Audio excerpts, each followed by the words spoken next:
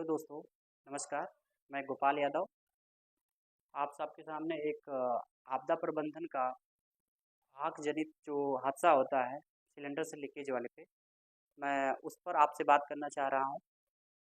आज के डेट में हर घर की समस्या जो गैस लीकेज पे हो रही है, दिन प्रतिदिन बढ़ता जा रहा है और लीकेज हो जाने के बाद आपको बचाव के लिए क्या करना चाहिए, उस पे हम बात करना चाह रहे हैं।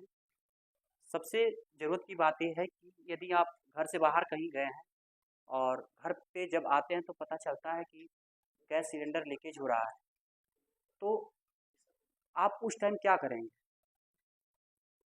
सबसे पहले आपको जानना ये ज़रूरी है, क्या करें, क्या ना करें? क्योंकि ज़रूरत के अनुसार सबसे पहले क्या करना चाहिए? तो सबसे पहला आपका ये कदम होना चाहिए, यदि आपके घर में बल्ब जल रहा है, तो जलने दीजिए, पंखा चल रहा है, तो चलने दीजिए।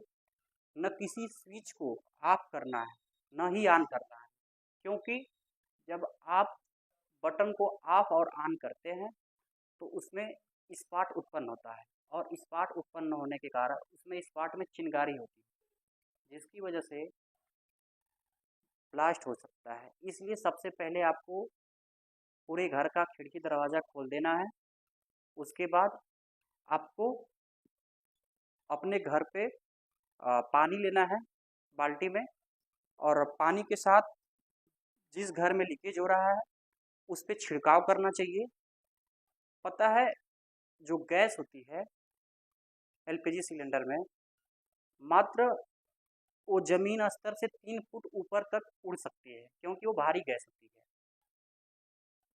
और इसकी वजह से जो गैस होती है उसको गैस को आप हवा और खिड़की के माध्यम से नहीं निकाल सकते हैं, वो जल जल में घुलनशील होती है। इसलिए आपको पानी लेना है और पूरे घर में छिड़काव करना है, ताकि वो गैस पानी के साथ में घुलकर फर्श पे आ जाए। फिर उसको पोछा लगा के वो हटा देना है। इससे क्या होगा कि 2-3 बार प्रक्रिया करने से पानी से पूरी गैस की मात्रा घर में से निकल जाएगा। और अफ़वाह में मत जाइए, गैस जो होती है वो कभी खिड़की और दरवाज़ा खोलने से नहीं जाती है, क्योंकि वो भारी गैस होती है। इसलिए सुरक्षा की दृष्टि से सबसे पहले आगजनी से कैसे बचा जा सकता है, सिलेंडर से कैसे बचा जा सकता है।